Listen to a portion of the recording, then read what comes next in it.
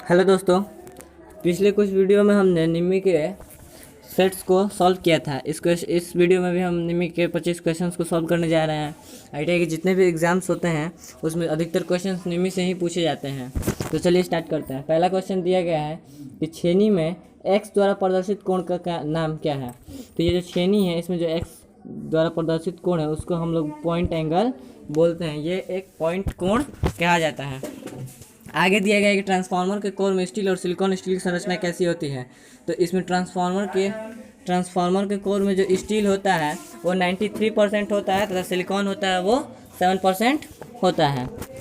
आगे दिया गया है कि सीसा और मिश्रण की आवश्यक क्रिया रासायनिक क्रिया के दौरान घनात्मक प्लेट पर क्या आएगा। तो घनात्मक प्लेट पर लेड पेरोक्साइड आता है। आगे दिया गया है कि विद्युत मात्रा का सूत्र क्या होता है।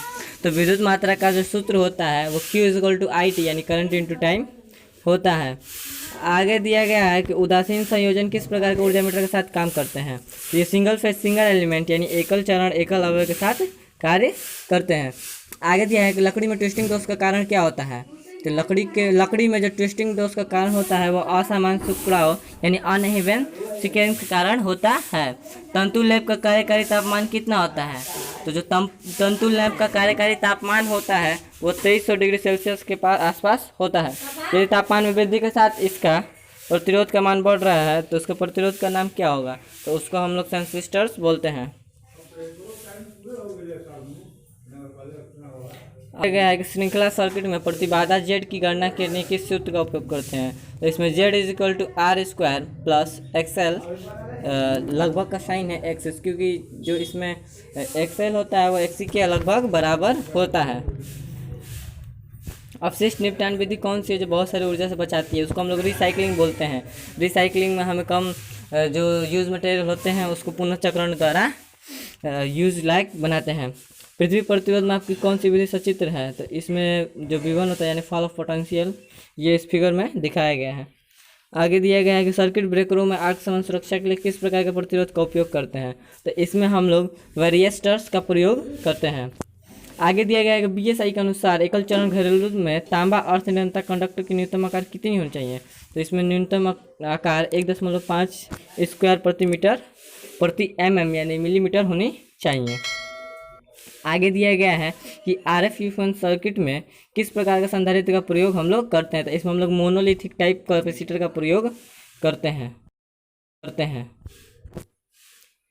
एक इलेक्ट्रोडायनमो प्रकार के उपकरण द्वारा किस मात्रा को नापा जाता है। तो इलेक्ट्रोडायनमो प्रकार के उपकरण द्वारा हम पावर को नापते हैं यानी शक्ति को नापते हैं जिसकी इकाई वाट होती है।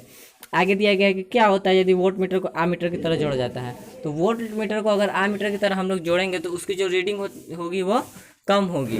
ऐसा नहीं होगा कि मीटर जल जाएगा, क्योंकि उसमें टर्नों की पतले तार और ज़्यादा टर्नों की बनाई जाती है, इसलिए वो जलेगा नहीं, लेकिन जो रीडिंग होगी वो कम देगा।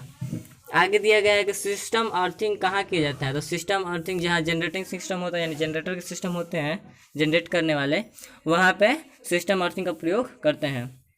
आगे गया है कि दिल के दौरे से पीड़ित व्यक्ति को आप कैसे पहचानेंगे। तो जो दिल के दौरे से पीड़ित व्यक्ति होते हैं उनके होठों के चारों ओर नीला रंग आ जाता है। इस सड़क सुरक्षा चिन्ह का नाम क्या है। ये जो नीचे साइन दिया गया है वो किस टाइप का है। इसको हम लोग मैंडेटरी हैं आवश्यक चिन्ह। आगे दिया है कि गैस टाइट विस्फोट स्थापना के लिए किस प्रकार के कंडक्ट का प्रयोग करते हैं। तो इसमें रिगिड स्टील कंडक्ट्स का प्रयोग हम लोग करते हैं यानी कठोर इस्पात कंडक्ट पाइप का प्रयोग करते हैं। आगे दिया है कि फॉर्मल चेनी का उपयोग क्या है। तो जो फॉर्मल चेनी होती है जैसे लोकल जैसे हम अपने सामान्य कार्य के लिए प्रयोग करते हैं उसी को हम लोग फॉर्मल चीयर यानी फॉर्मल चेनी बोलते हैं। ये सामान्य छेनीकरण कार्य के लिए प्रयुक्त की जाती है। आगे बोला गया है कि किस प्रकार के उपकरण का उपयोग वायु घर्षण डैम्पिंग के साथ किया जाता है। तो ये मूविंग आयरन इंस्ट्रूमेंट है जिसका यानी चल रहा उपकरण है जिसका प्रयोग हम लोग इंस्ट्रूमेंट फ्रिक्शन डैम्पिंग के लिए करते हैं यानी वायु घर्षण के लिए करते हैं। इस परावर्तक पृष्ठ का नाम क्या है। तो जो परावर्तक पृष्ठ है वो देखने में पैराबोलिक टाइप का है, इसीलिए इसका नाम पैराबोलिक होता है। आगे दिया गया है कि यदि अर्थ पाइप की लंबाई बढ़ाई जाती है तो अर्थ प्रतिरोध का मान क्या होगा। तो जैसे हम लंबाई जितना बढ़ाते जाएंगे उसका प्रतिरोध उतना ही कम होते जाएगा। आगे बोला गया है कि श्रेणी परपर में ओम पर मीटर परिपथ में शंट प्रतिरोध R2 का उपयोग किया जाता है। शंट मीटर को हम लोग इसलिए लगाते हैं ताकि जो डिफ्लेक्शन होता है वो शून्य पर कर सके, हम लोग जो शून्य को एडजस्ट करने का सुई जो है वो शून्य पर एडजस्ट हो सके। आज के लिए वीडियो खत्म हो गया। अगर आपको अच्छा लगे तो लाइक शेयर सब्सक्राइब करना ना भूले ताकि हम आपके लिए ऐसे ही वीडियो लाते रहें। Thank you.